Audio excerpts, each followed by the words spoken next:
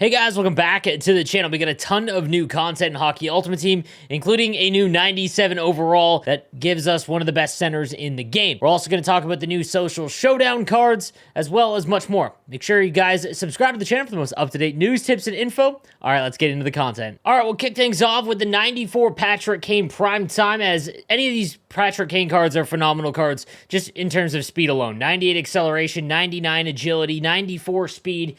Has protector, but booming shot is what you'd want to get his body checking up a little bit higher, and you can go even higher with Gladiator. Has tape to tape and third eye, and honestly, the abilities on this one specifically aren't very good, but nonetheless, the skating is phenomenal, as is his shot. Also like to point out that this is one of the more fun cards to use. The 96 Master Set card has been really fun, but if you play in the higher divisions, or if you're going up against some of the more competitive teams, or let's say GWC, not really going to be a fit for you, but if you want a really shifty card, the Patrick Kane cards have been really fun. You can get this one probably for about 200k. You might be able to get him for around 170, and honestly, given his skating and shot, that's not terrible. Next up, we've got the 94 Mark Scheifele with Fly the Zone as well as Thief.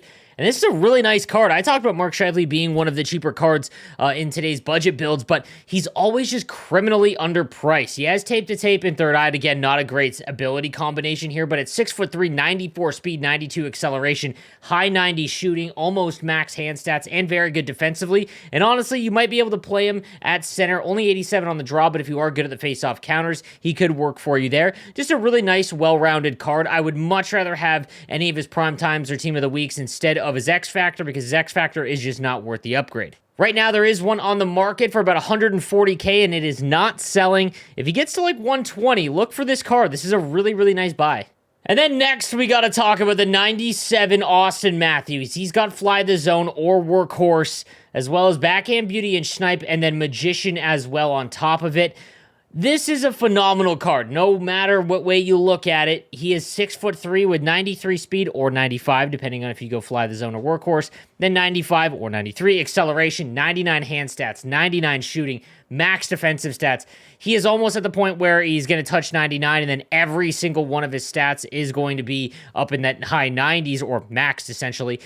And a lot of people are wondering, why did his card jump up +2 to speed and acceleration? I just want to explain this to you because I've got a lot of questions about it. So essentially, as you see here, this is his 96 team of the week. Notice all of the attributes that are already at 99. For him to go up to 97, enough of the attributes have to go up and increase for the overall to actually tick over. It's an average, guys, of all of the ratings.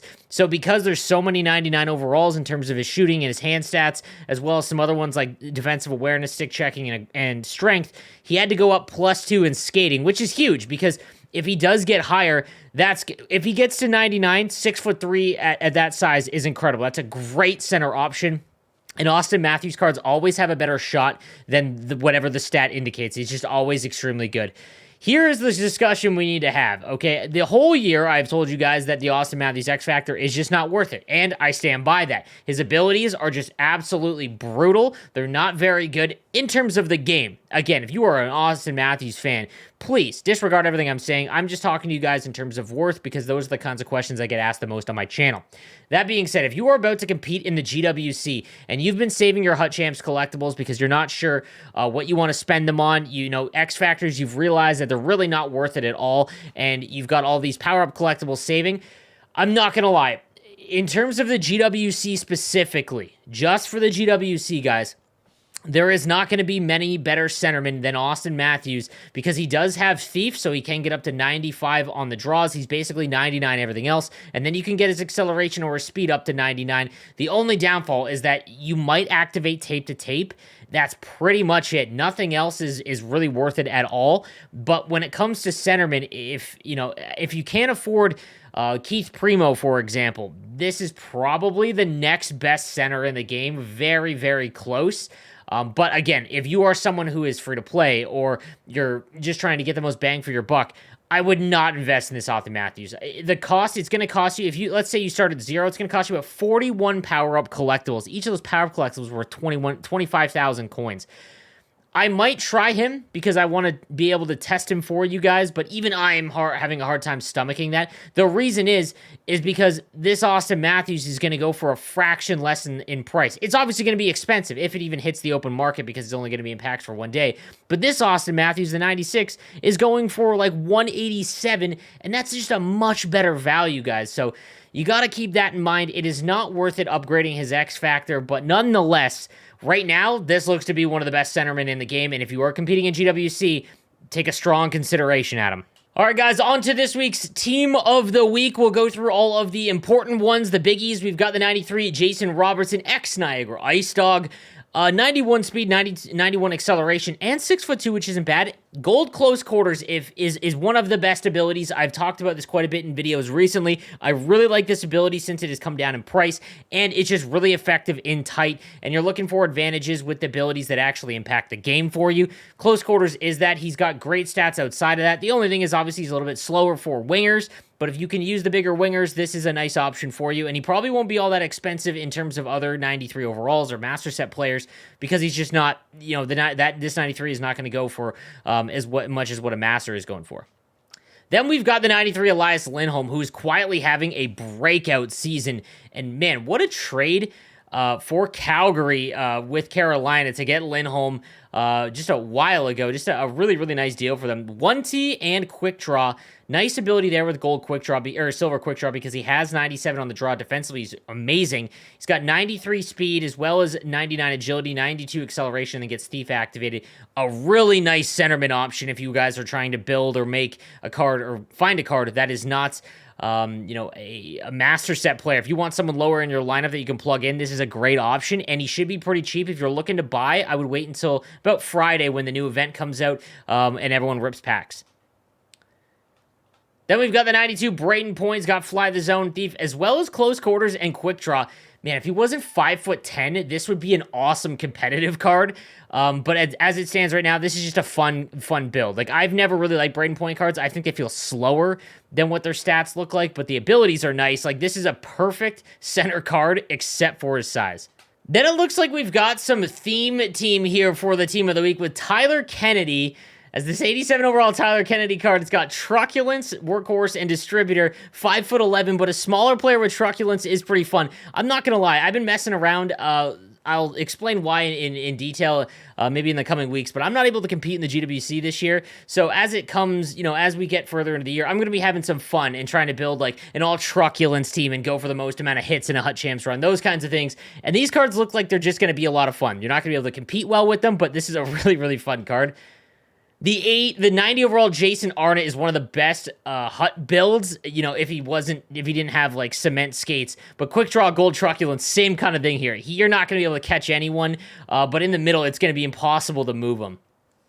Bobby Holeeks got 6'4" with Workhorse and Buzzing, and man, what a good card in NHL 21. One of the best, but again, just super slow. On defense, we've got the 91 John Carlson with Wingman and Buzzing, and look at that combo, Seeing Eye and 1T. I will say this is one of the better ability combos for a defenseman. You need to have one defenseman that has this, however, not on a righty. You want to have it on a lefty, right-handed defenseman. Just do not score consistently with both of these activated, and because you're sinking so many abilities into them, it needs to be on a lefty, not a righty. But I will say this, if you are just looking for a good right-handed defenseman, 6'3" with 90 speed is it.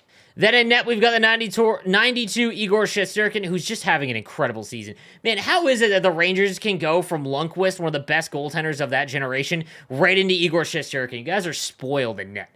Post-to-post light work, best combination, but just a little bit too small for Hockey Ultimate Team. Really, really fun and awesome watching him play this season, but in Hockey Ultimate Team, just not that great. All right, then we continue on with the Social Showdown cards. Man, that is hard to say.